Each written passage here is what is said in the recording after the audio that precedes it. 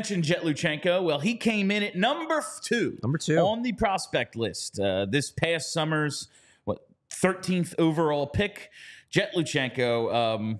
Charlie, I'm obviously willing. Like, yeah, man, the Flyers believe in him. I'm gonna give him a shot. I would have preferred Zeev Buium, but Buium, because I've heard of him, and Jett was like, he's fast and his name's Jett. Cool. It's cool. I like it. And that was the extent of my scouting report on Jett Luchanko, right? Because it didn't seem as if he was mocked in the area the Flyers would be drafting. It looked like it was going to be between their 2 first-round picks. He was in the very next tier. He would have been a guy who I would have very much zeroed in on had the Flyers made the playoffs and lost in round 1. He would have very much been that. Okay. That was the range I expected Luchanko to go, and I think that was the range most NHL teams expected Luchanko to go. But really, what it boiled down to, I think, for the Flyers was, with the way the first round shook out, there were 3 outcomes. There were 3 plausible guys they could have taken. Obviously, they traded down, so they traded out of the Buium spot. But the 3 guys I think they were probably looking at were Buium, who was probably the consensus top guy on the board, Constantine Helenius, and Jett Luchanko. For whatever reason, now whether it was they didn't want to take another smallish defenseman, whether it was their scouts just didn't particularly like Buium's upside, I think he's just going to top out as a solid top 4 defenseman, and they don't think he has top pair upside like I did, or if there was a consideration about his agent, that it was Kurt Overhart. I don't know if it was a combination of all of them, if it was one thing driving it. I'm not sure. What I know is that they clearly were not high enough on Zeev Buium to take him because they traded out of the pick. They got Spencer Gill, by the result of trading down, but he was staring right at him.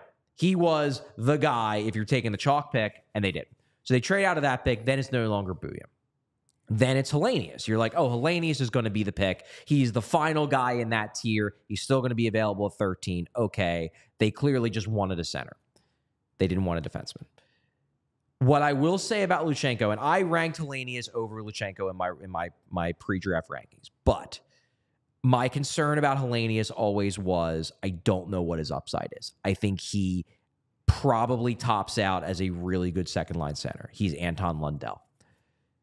Luchanko, I will say, I think has higher plausible upside than Helenius because I think Luchanko's speed, his work around the net, I think that there is a world where Luchanko hits and could be a 1C. I don't think it is the scenario we should be expecting.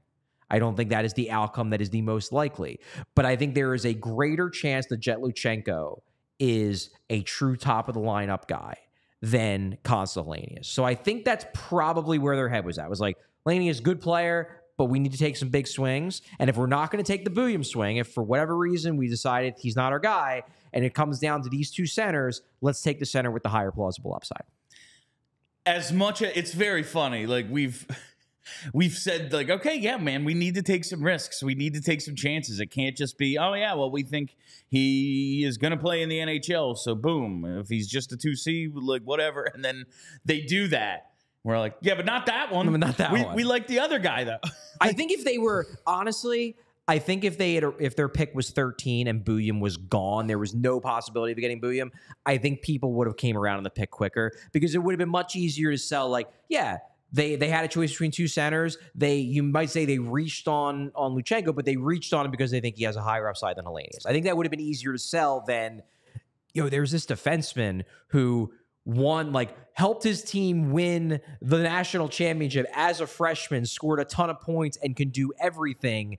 And the Flyers were like, now we're good. Yeah. That, I think, was the tough part for a lot of people to swallow. It's still a tough thing for me to swallow. Zeev Buium was my 3rd-ranked prospect in the entire draft. It was Celebrini, it was Demidov, and then it was Buium. So I really wanted him. So if I was purely looking at this from a fan perspective, I would still be like, how the hell did they not take Zeev Buium? That was stupid. So I get why fans are still dealing with that. But for whatever reason, they're not as high on Buium as I am, and as a lot of people in the public sphere were. Not high enough to take him at 12. And they really like Jett Luchanko's upside. Jett Luchanko, and like the speed obviously pops. You said you saw some things at Dev Camp where you're like, oh, okay. Like even just in drills.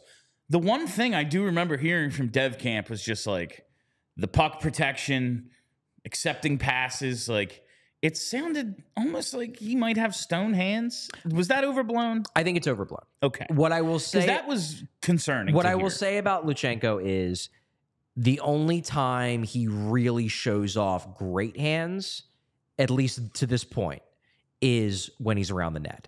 That's when, because he does have dangles, he has moves to fool goalies around the net, and he showed them off at development camp.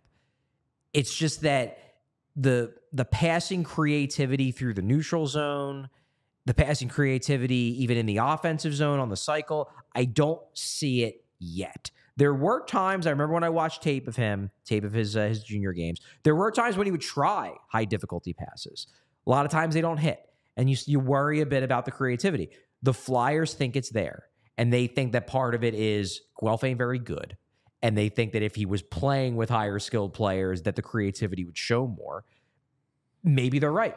That is a risk they're taking, but they see something in this guy. They think that this is a guy where if he was on a better team, he would have scored 90, 95 points, and everybody would be like, oh, man, this guy has high-end offensive skill. Instead, he's on a team that wasn't very good. He had to do everything himself. And not only did that lower his point totals, they think, it also made his tape not as impressive. Like, I think it was Flair said in the interview, he basically said, the games I watched in person, he could have scored 10 points. Yeah. And he just didn't have help. So I think that is a lot of what they're thinking, is that maybe it'll never happen in Guelph. Maybe he's never going to have the help there. But eventually he's going to have help, whether it's in the AHL level or in the NHL level. He's going to play with higher skilled players. And when we give him those higher skilled players, he's going to have more offense than a lot of people think he will. We all silly like the